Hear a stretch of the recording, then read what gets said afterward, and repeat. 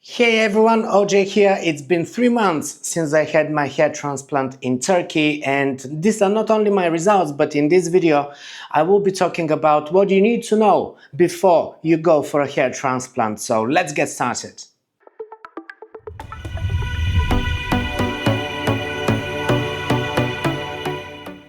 Hey guys, welcome to my channel. This is the channel where I post all kinds of things from my life, sharing my experiences as I travel around the world. And also this is my hair diary. I decided to document my whole journey, so from start to finish it will be a whole year of a hair diary. This is my 3rd month already. And in today's video I decided to answer some questions so that not only it helps me track my progress, but also it helps you who are doing your research. And it's very good you already taken the first step, which of course is research. You have to research as many places and get as many quotes and opinions as well, so that you can compare and decide what is the best for you. I have written down a few questions that I want to address here, so let's start with the first one, which is scarring. Many people are afraid of scarring, and even my friends were advising me not to do this procedure because of scarring. Well, you have 2 types of hair transplant. The first one is FUT, which does leave a scarring because you actually have a strip of hair that is being taken out and implanted. And then the second procedure, which is more recent, far more popular these days, is the FUE procedure, whereby hair follicles being extracted from your donor area, usually the back and the sides of your head, and it's being implanted where it needs to go. And these are typically done follicle by follicle, and most of the time they're done by hand, so it should leave no scarring. In my case, it left no visible scarring. There is certain distressing of the areas and everything, so there is a little bit of redness and maybe a bit of swelling in the beginning, but all of that subsides, and after a couple of weeks you see no visible scarring, which is very important for people who are doing it for more confidence, let's say, like me. But even before you know which of the 2 procedures is going to be the right one for you, I would say more importantly, you need to start prepping your hair. And by that I mean there are several different things that you can do. You can take some supplements, medicines like minoxidil or finasteride, or saw palmetto, which is what I'm actually taking right now. This is actually a natural medicine. It is made from the fruit of the Serenoia repens tree. It's often used to treat enlarged prostate, to improve urinary function, and to enhance hair growth, which is great because all of these are issues that we face as we get older. Now, this was provided to me by the clinic. It was part of the package that I purchased, so it was complimentary, and I didn't actually take any of these prior to having the surgery. In fact, I even thought that I'm doing the hair transplant to avoid taking these medicines because I wasn't really keen on taking medicines. Little did I know that I will be required to take this, and very likely I will have to be taking this for quite a long period of time. If I want, I can even just do it for the rest of my life, which will definitely keep my hair looking healthy and stronger, which is great. But if you thought that you can just do the surgery to avoid taking medicines, then it will be a disappointment for you, because you have to do that. And it's actually good if you take this in advance to actually prep the hair to make it stronger and thicker as well, because you are your own donor. Ideally, if you have enough hair, even if it's just at the back, this is going to be your donor hair. So you want to be as strong and as thick as possible. There's also other treatments. For instance, for about a year before the surgery, I did 3 or 4 procedures of PRP. This is basically extracted from your own blood. Your own blood is being extracted, then it's being spun in a machine to separate the plasma, and then the plasma is being inserted into your scalp. Some people do that also as a facial procedure. It's known as the vampire facelift, but it's actually very good for the hair because it makes it thicker and stronger. And I did 4 of these procedures over the course of a year prior to the hair transplant. This was my prep. You can even do microneedle therapy or just take some of these supplements that I mentioned, because this is definitely going to help you have a much stronger and healthier hair that will be used as your donor. Now, this of course is the most important part. I already mentioned it, but you have to research several different places. You can research places that are near you, and then of course you can search places abroad. In my case, I was located in Cyprus when I was doing my research, and Turkey is very close to Cyprus, and Turkey is of course the mecca of hair transplants. I researched places in Cyprus. I also researched places in England because I was living in London for a long time, and I still have my health insurance and everything in the UK. So I thought maybe England could be a good option. And of course, I researched places in Turkey, mainly because of price, but also Turkey being now the place where so many of these procedures are happening on a daily basis. I knew that in Turkey I will find clinics with a lot of experience, and this is also important. For instance, one of my consultations was with a clinic in Cyprus, where the surgeon was not very keen on transplanting hairs in the crown area, here on the top of my head, on the back side top of my head, because this is usually where hairs are kind of growing in a spiral way, so they're a little more difficult, they're not very straightforward. And he was trying to convince me when we were doing the consultation that once my hair is thicker here, that's going to be enough, and I don't really need to be transplanting anything on the crown area, which didn't sit well with me. I actually wanted to have this thicker as well. And of course, you can never have it as thick as this part of the hair, just because of the way the distribution of hairs is on the middle side. And you can even see it here in my videos, that it still looks as if you know, my hair is thinner there, or you can still see my scalp more on the crown area than anywhere else on my head. But this is absolutely normal. What is not normal for me is to insist that even though this was the area that was mostly affected, you're not going to do anything on that area. You're only going to work on the front part and the middle part, which I didn't really, that was not good enough for me. Also, in these consultations, you need to ask how many grafts do they think you need, because that's another thing. One of the surgeons was suggesting 3,000, another one was suggesting 3,500, and Cosmedica originally suggested that they can do up to 4,500. And I had also another consultation with another clinic in Turkey who also suggested around 3,500 grafts. 4,500 grafts would require 2 days, because you can't really go over 4,000 grafts in 1 day. This is why I decided that I don't really want to go for a two-day surgery. And I didn't really have any severe balding on my head. I didn't even have any balding patches. It was just a reduced hairline and kind of thinning hair around here. I could see my scalp on top of the head, which was not great, but it was not a balding patch or anything like that.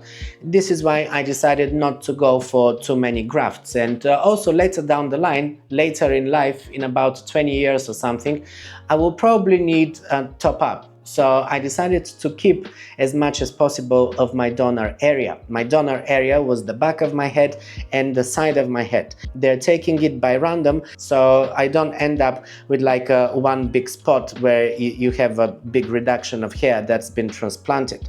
And this is also what I like about the clinic that I chose, because they were very professional about this.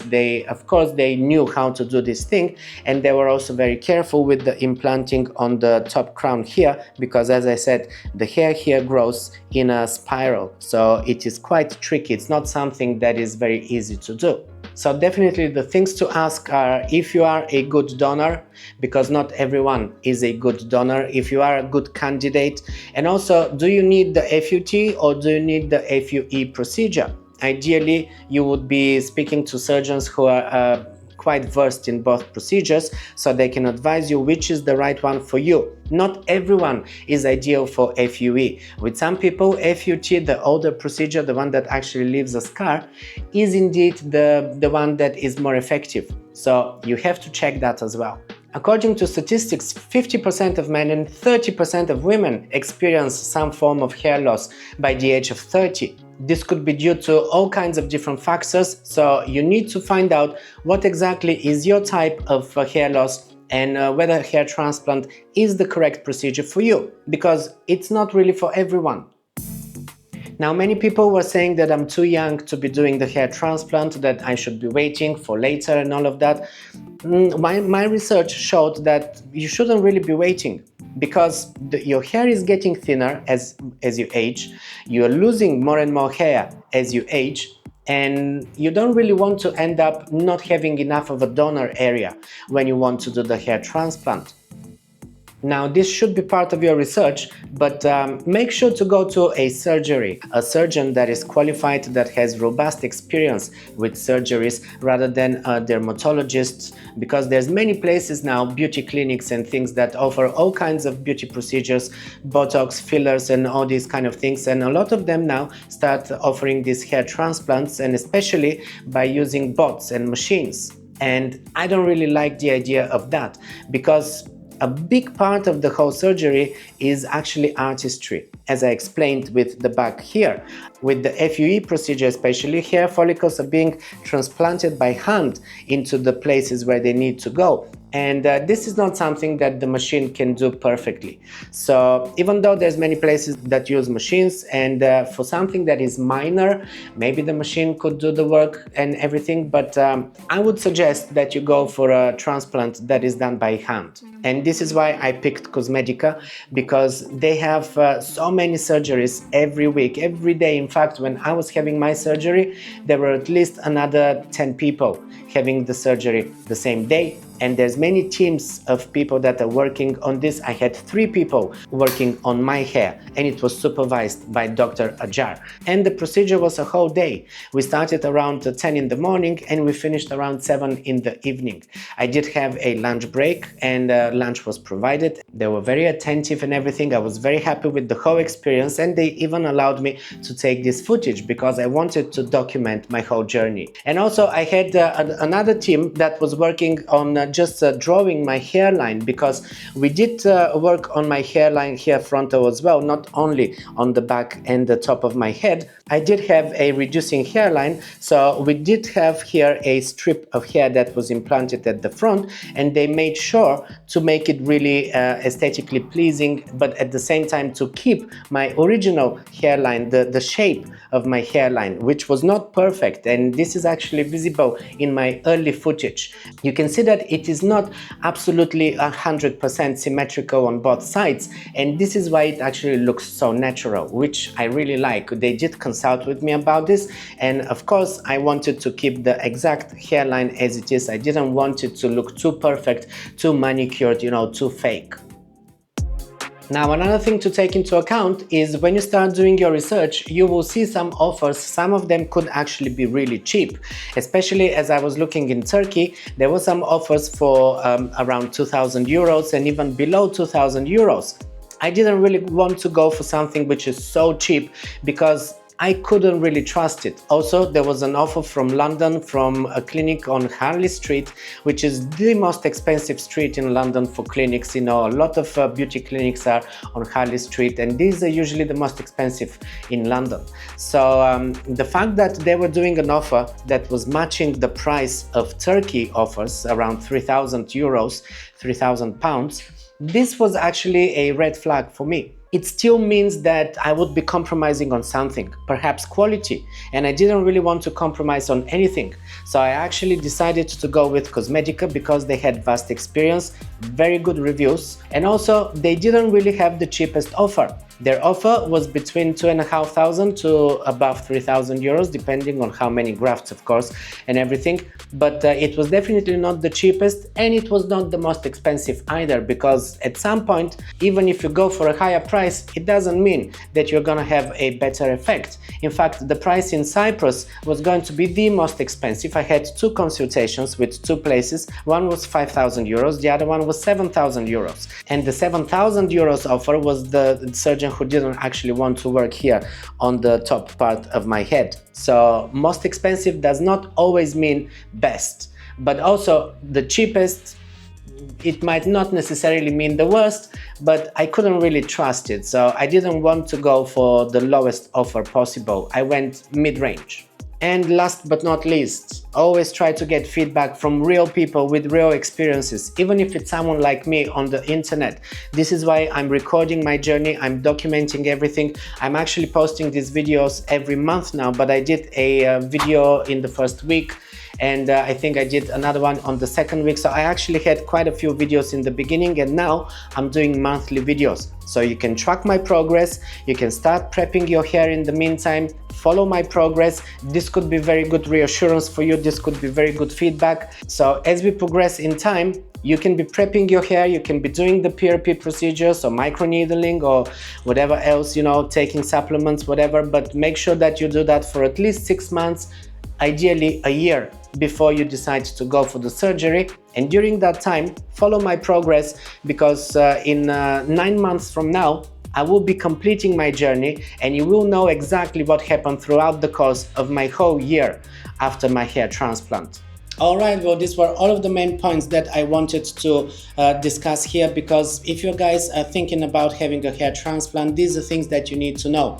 Another thing that I want to point out is that I was provided with a lot of supplements, 6-month supply of 3 different supplements that I take orally. These are the biotin, saw palmetto, and a complex formula, which is a lot of vitamins and minerals in this one pill. It's a really good product, and as soon as I run out of this, I will probably call the clinic and I will try to get some more.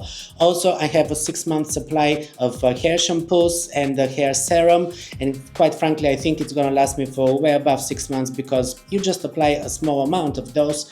So a lot of supplements. All of this were provided for free, complimentary, part of the package that I purchased. So these are also things that you can discuss and find out about during your research. Okay, now let's look at my progress. These are the pictures that I've taken every week since the beginning. So this is week 1 here. We can actually quite see very clearly that the front line is much more dense than the rest of it, but that is understandable. It is the most important part. Now here we have week 1 compared to week 2, and the hair is already growing, even though it is a slow growth in the beginning, of course. This is week 3 and week 4. Funny enough, week 3 in the middle here, it looks like my hair is so much less, but this is also because of light. Unfortunately, I'm not in a studio. I can't take these pictures in a studio with the same light and everything. So sometimes on some pictures the light is a little bit stronger, and on others is a little bit lower. So some are darker and everything, but you get the idea. Also, let me go back. I want you to see here clearly that there is no scarring on the back, because this is my donor area, and this is what many people are worried about, that there might be some scarring. No guys, this procedure, the FUE procedure, leaves no visible scarring. Okay, this is week 5 and week 6. We see now that the hair starts growing more intensely and quite noticeably. And by week 7 and week 8, I was already thinking of starting to shave the sides of the hair, but I resisted, because I'm trying to grow it as much as possible, for as long as possible, without cutting it, without trimming it, without shaving it. But right now, I did trim it on the sides. I think it was week 10 or week 11 when I finally decided to make it a bit shorter on the sides, because at the end of the day I wanted to have some shape. This is week 9 and week 10, and here we actually see in week 10 we already see that it's growing quite a lot on the top, and I'm able now to wear my hair upwards, which I wasn't able up to week 10, I would say. This is week 11 and week 12. I'm starting to actually have a hairstyle, which I really like. And this is now week 13 compared with week 1, so that you can actually see the difference. So in 3 months, this is week 13, we are still in the 3rd month. In 3 months, I was able to go from completely shaved to having, this much hair, which I think it's remarkable. It's not unusual, it's not shocking or anything, but I'm very happy with the result, guys. What do you think? Let me know in the comments if you like this video, if it provided value for you, and also if you have any questions, so that I can answer them in my next video, which will be my 4th month update. Stay tuned for that, make sure you're subscribed, and thanks for coming to this channel.